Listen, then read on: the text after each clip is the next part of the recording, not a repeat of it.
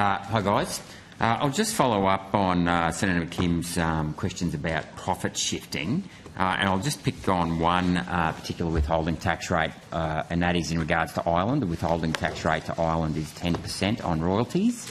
Ireland has a company tax rate of 12.5 cents, so 10 plus 12.5 cents, less the 30-cent tax deduction here gives someone who wants to shift profits to Ireland a 7.5-cent arbitrage.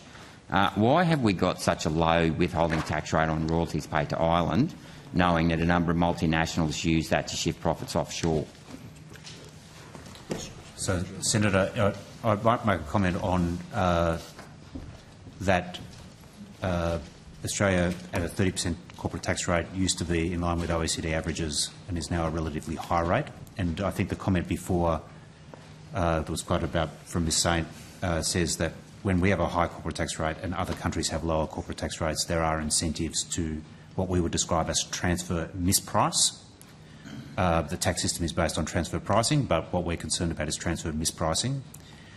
To your comment, I suspect in Ireland, maybe the arbitrage is actually higher than that because in Ireland they would likely get a credit for our withholding tax. Oh, right. But, okay. I would say that withholding rate is in line with the treaty network. Why that is the case is more a policy question. So I haven't got a lot of time. So what's stopping us, Australia, as an independent sovereign country, from resetting our treaty with Ireland to say, well, there's a clear arbitrage here. We're going to lift the withholding tax rate to say 20 cents. So that the cumulative tax rate is 32, so that we actually disencourage our profits earned here going offshore. Do we have the power to do that as an independent sovereign country? That's probably a policy question for Treasury, Senator Rennie, but Mr. Robertson. Perhaps I can help you with that one. So under our network of double tax agreements that we have with countries, many of those are long-standing, and just during that discussion I was just checking the date that we agreed a DTA with Ireland, and it was 1983, so that's quite a long-standing treaty. Yep. And that withholding rate on royalties of 10% would have been negotiated as part of the negotiation of that treaty. For Australia to change a withholding rate in respect of flows of payments to another jurisdiction that's governed under a double tax agreement, we would essentially need to engage in a renegotiation of the DTA and seek to vary it as part of that process. And how hard is that? Because 1983, Ireland didn't have a company tax rate of 12.5 cents. What mechanisms do we have that when these countries on the other half of the tax treaty lower their tax rates, with a view to attracting capital, that we automatically go, well, hang on here, A plus B minus 30, tax arbitrage, what are we doing to stop the leakage of profits offshore? What active steps do you guys, tax or Treasury, I don't care who, take to stop the leakage of profits offshore? And notwithstanding that most politicians don't understand this, they're not watching this stuff. I mean, I do, but most of my colleagues don't, and that's okay, they can't keep their eyes on everything.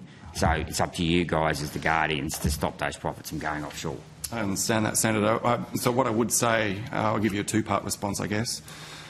So Treasury is very active in the OECD around the base erosion and profit shifting program. We've been quite active through that.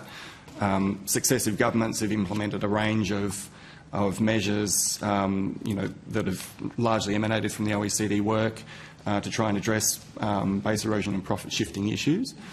In relation to specific DTAs, the government, we review the program periodically and provide advice to government, and it's then up to government to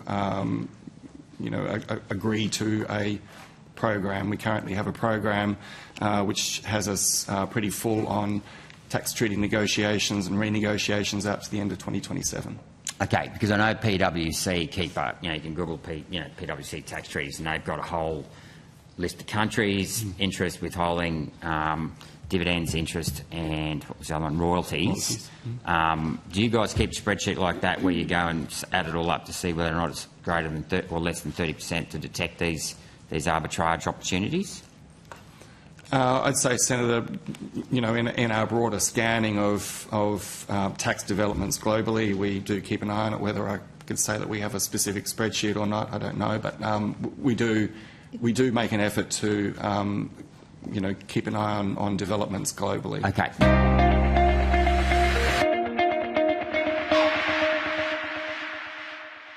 Authorised G. Rennick People First Chermside.